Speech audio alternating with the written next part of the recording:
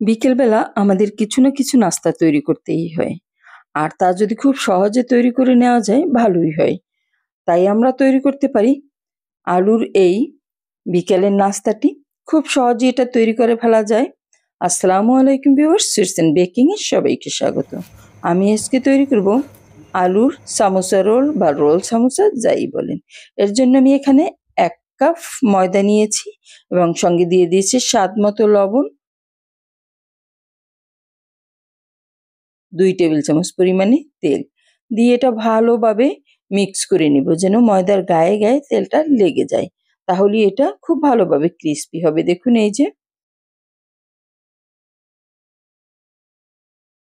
একদম আমি একটু মুঠি করে দেখে নিলাম। এখন এখানে নিয়ে নিচ্ছি পানি, অল্প অল্প করে দিয়ে মাখাতে হবে, কারণ খুব বেশি পানি যেন এতে না হয়ে যায়। ডোটা খুব বেশি সফট করা যাবে না। মিডিয়াম টাইপের একটা ডো আমি এখানে তৈরি করে নিব। তাই অল্প অল্প করে পানি দিয়ে আমি এটা গুলিয়ে নিচ্ছি। এই যেটা হয়ে গেল, আমি দেখিয়ে দিচ্ছি কতটা পানি রয়ে গেছে। দেখুন এই যে হাফ কাপের একটু বেশি পানি এখানে লেগেছে আমার। তাই আপনারা অল্প অল্প করেই দিয়ে নেবেন। এখন আমি এর পুরটা তৈরি করে নিচ্ছি। তার জন্য আমি নিয়ে নিয়েছি ২ টা মিডিয়াম সাইজের আলু সিদ্ধ করে ম্যাশড করে দিয়ে দিয়েছি। ২ টেবিল চামচ পরিমাণে পেঁয়াজ কুচি, ১ টেবিল চামচ পরিমাণে ধনেপাতা, ৪ ১ চা চামচ পরিমাণে লাল মরিচের গুঁড়া, স্বাদ মতো লবণ, কাঁচামরিচ কুচি ১ চা চামচ পরিমাণে,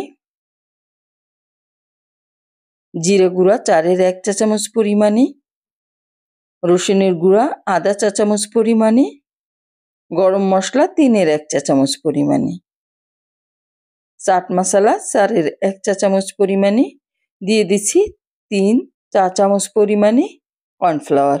কর্নফ্লাওয়ারে এর বাইন্ডিং ভালো হবে। আর দিয়ে দিচ্ছি চিলি ফ্লেক্স। সব কিছু দিয়ে আমি সুন্দর মতো মাখিয়ে নিব।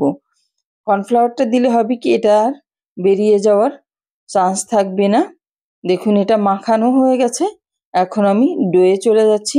ডোটাকে সুন্দরভাবে বেলে নিতে হবে। বড় একটা রুটি আমি করে নিব।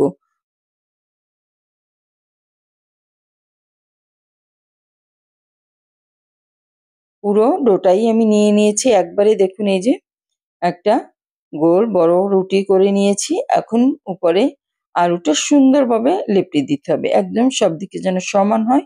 আর খুব বেশি কিন্তু পুরু করা যাবে না। আমি একটা স্প্যাচুলা দিয়ে এভাবে প্লেন করে নিচ্ছি যাতে সব সাইডই সমান আলু হয়। দেখুন এই যে এটা বানানো খুবই সহজ। আপনারা বিকেলবেলা বাচ্চাদেরকে এটা অনায়াসে তৈরি করে দিতে পারেন, কিংবা বাচ্চাদের টিফিনেও কিন্তু এটা আমরা দিতে পারি। অল্প সময়েই তৈরি করে ফেলা যায়, অল্প উপকরণে। ঘরে থাকা জিনিস দিয়ে তৈরি করে ফেলা যায়। এই যে এটাকে আমি সুন্দরভাবে রোল করে নিচ্ছি। দেখুন হয়ে গেল রোল করা। এখন আমি কেটে নিব। একটু ভালোভাবে হাত দিয়ে রোল করে নিবেন আবারও। তারপর এর মধ্যখান দিয়ে কেটে এই যে স্লাইস করে নিচ্ছি। আপনাদের পছন্দ মতো স্লাইসটা করবেন। একটু বড় চাইলে বড় করতে পারেন। আমি একটা দেখিয়ে দিচ্ছি। এই যে এভাবে করে আমি সবগুলো করে নিয়েছি।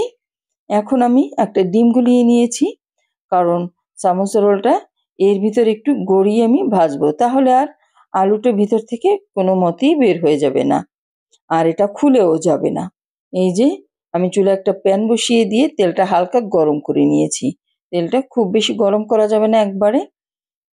এই যে এখন উল্টে পাল্টে নিতে হবে। মিডিয়াম লো হিটে দিয়ে আমি আলুর রোলগুলি ভেজে নিব। সুন্দর একটা কালার আসা পর্যন্ত ভাজবো, তার সঙ্গে যেন এটা সুন্দরভাবে ক্রিস্পিও হয়।